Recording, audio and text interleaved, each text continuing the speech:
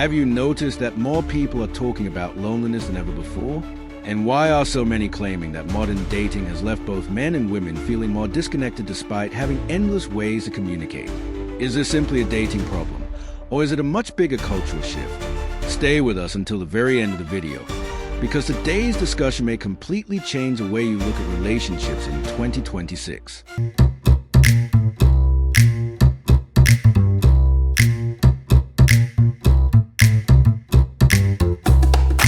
There's actually a women's loneliness epidemic too. It's just that we will manage our feelings of longing and hunger, and you guys won't. Do you think we like this? Do you think that all the single women in the world like the fact that we cannot find decent human men to spend our time with? Do you think we like that? Do you think we like going years without physical contact with the gender we're sexually attracted to? Do you think we like that? The thing that kills me the most is how many fucking phenomenal single women I know, absolutely wonderful, beautiful, successful human beings I know who happen to be women. I don't know any single men. I don't know any. None. That's fucked up. That's super fucked up. If there are this many of us, there should be this many of them, right? I wonder what they're doing. I wonder where they are. I wonder what they're up to right now. Oh, that's right. They're in my comment section telling me how I'm gonna die alone with my cats. Like, that doesn't sound like fun. We're lonely too, bitch. We are lonely too. We're just better at it. We are so much better at handling our feelings of unrequited desire and longing than men choose to be. And yes, it's a choice. You can choose to be happily single. You can choose to find more community around you. You can choose productive ways to spend your time. Or you can sit at home and yell at women you don't know in their comment sections. Up to you. For years, modern society promised that more freedom and more choices would naturally lead to greater happiness. But for many people, reality has turned out to be far more complicated. We are now in the female loneliness epidemic age. A lot of women live boring lives and are more lonely than you think. This is so false. He had to create an AI image to show us that women are lonely. What was the prompt exactly? Women of multiple nationalities with solemn and glum faces looking down, preferably watercolor. Many commentators argue that endless options have made commitment more difficult. When everyone believes something better is one swipe away, lasting relationships become harder to build. Modern-day feminism is the leading cause of the female loneliness epidemic because feminism is not about empowering women and building an inclusive sisterhood. It's about celebrating women with radical feminist views and ostracizing women who doesn't. In online spaces, women who express traditional values such as wanting to be a stay-at-home mother, being religiously devoted, or choosing to dress more modestly will face harsh criticism in spaces made for women and will be accused of having internalized misogyny and be called a pygmy. While only those who criticize traditional structures, accuse marriage of being a scam, or speak very ill about men will receive community validation. This creates a painful dynamic where a significant amount of women feels like in order to be accepted in women's spaces, they either have to A, suppress their authentic beliefs if those beliefs aren't considered to be feminist enough, or B, they have to performatively be feminist in order for them to not be alienated by other women. Modern-day feminism teaches women that their value depends on how well they perform the correct brand of feminism and not derived from who they individually are. Beyond just causing loneliness, this exclusionary and radical mindset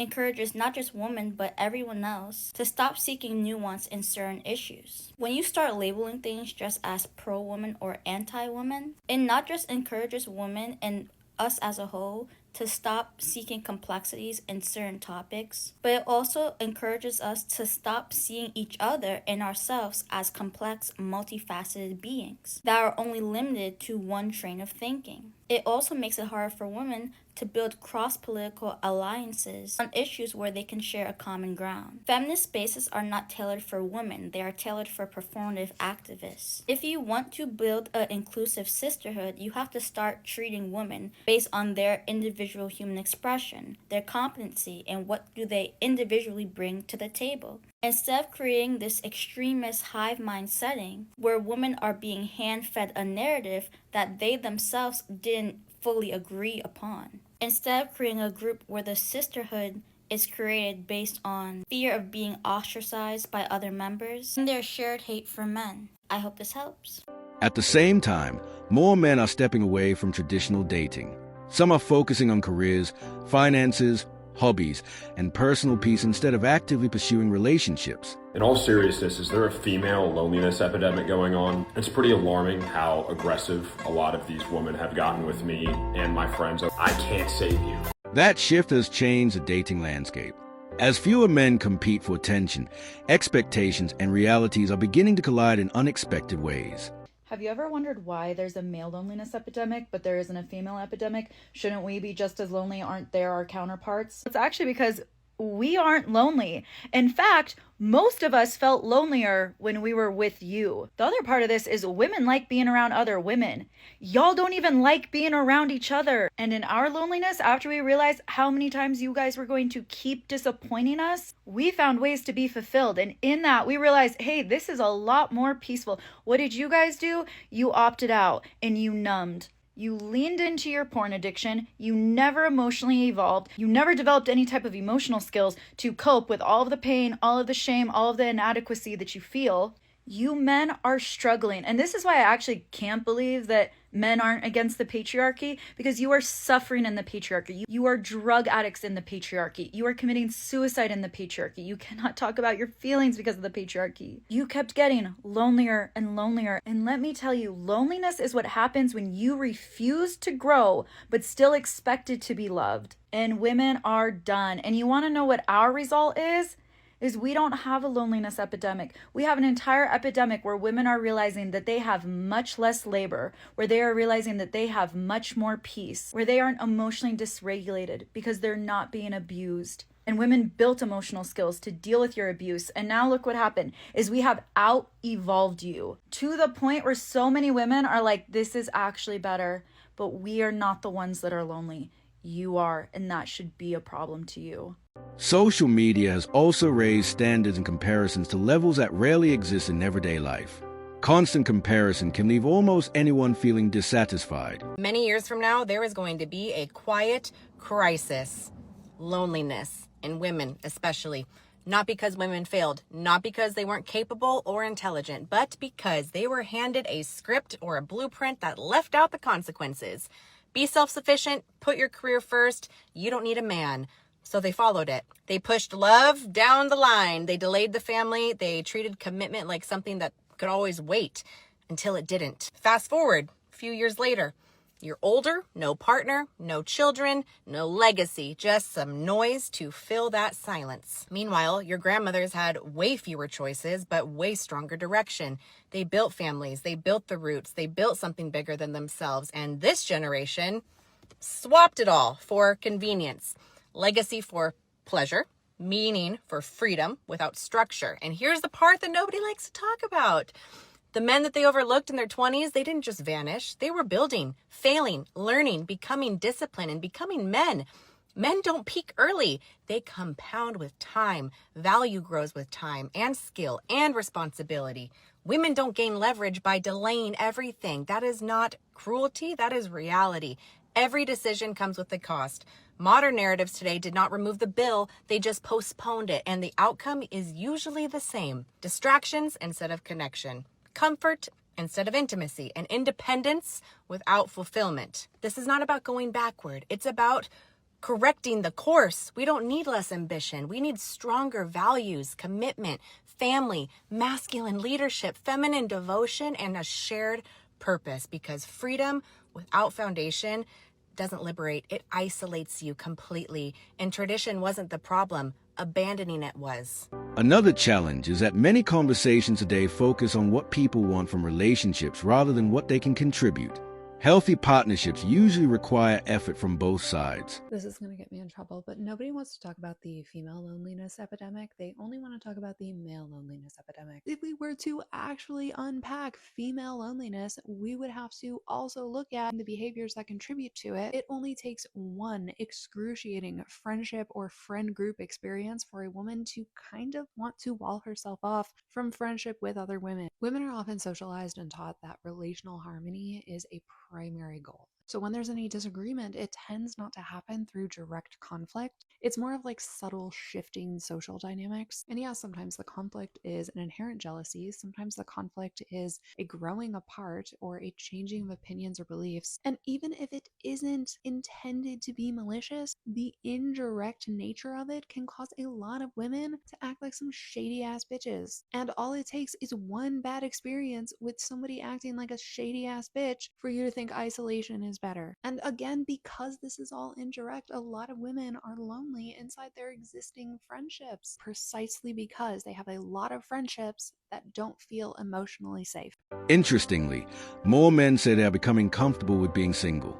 Rather than viewing solitude as failure, they see it as an opportunity for self-improvement and stability. Why is there so much content about how to be somebody else? As famous as she was before, Hulu's recent series Love Story has elevated Carolyn Bessette Kennedy to a new level of popularity, and it risks blurring the line between her as a real-life person and her as an aesthetic commodity. It's resulted in a million content think pieces on how to be just like her, how to dress like her, how to follow her career path, even how to get a man like hers. In 2025, the World Health Organization found that teenage girls report the highest levels of loneliness compared to any other demographic. In 2024, Monitoring the Future found that 1 in 4 US 8th graders spend 7 hours a day or more on social media. Across the world, girls are more online more often than boys. While it's not true that 100% of a teen's socialization comes from social media, for kids spending nearly the equivalent of a full-time job online, it comes pretty close. This, of course, includes gendered socialization, and for girls, there's a long historical precedent of this being formalized into content. In the 18th and 19th centuries, there was a boom in the publication of etiquette materials and finishing schools. The middle class was emerging, literacy rates were rising, and girls were being excluded from the formal education that was being offered to boys as an opportunity for social mobility. Social mobility for girls took the form of marriage and social status. As a result, instruction on gendered performance was for the first time widely and actively transmitted in a formal educational curriculum. If I asked you to tell me what the 2026 content version of a young ladies etiquette class is, I feel like you could tell me right away. This thesis connects COVID-era media habits to the rise of the hashtag stay-at-home girlfriend and hashtag that girl trends. Both romanticize domesticity and self-improvement, and necessary for both of these is isolation. Moving in silence or disappearing for the glow up are common themes within this type of content. The less time you spend with friends, the more time you have to make your bed, drink your green juice, and try to be perfect. But perfection can never be achieved. Performing femininity is endless, and it requires an endless amount of data. This data is provided by aspirational influencers who sell you product and who position themselves as gender authorities or mentors to their audience. Guides, lists, tutorials on how to be a certain type of girl are everywhere. And every so often, a certain type of girl captures the attention of everyone all at once. This girl right now is Carolyn Bessette Kennedy. But how does the public choose who gets to be an it girl? To quote Serena Shahidi's recent TikTok, you kind of have to be a woman on the edge. The show touches on this, but at the height of her fame, Carolyn Bessette Kennedy was struggling in her relationship, having public domestic disputes, and was being hounded by the paparazzi. By all accounts, she was really going through it, and it makes her effortless, mysterious demeanor all the more captivating. But here's the contradiction. This content turns the messy, feminine, original personalities of these women into gendered templates, and it ends up diluting the essence that made them so fascinating to begin with. It's like asking an image generator to produce the same picture over and over and over again. It becomes a caricature of what it was originally. And it's worth noting that often the women who become the standard were the ones that resisted the template in the first place. You can't follow a tutorial on how to seem like you've never followed a tutorial. Gendered etiquette curriculums have told women for centuries that their social survival depended on them performing femininity correctly. The medium has changed, the message has not, and it's making girls feel lonelier than ever. The question I want to ask you is, what would it look like if you stopped being understandable to everybody else and became understandable only to yourself? What if femininity looked different for everybody who experienced it? They don't want you to know what that feels like because they can never sell it back to you. This doesn't necessarily mean women are destined to be lonely. It suggests that both men and women may need to rethink how they approach connection, expectations, and long-term commitment. I am getting on here to just share my thoughts about being 30-something and not having a boyfriend, not having kids, and not being married. I have been so sad.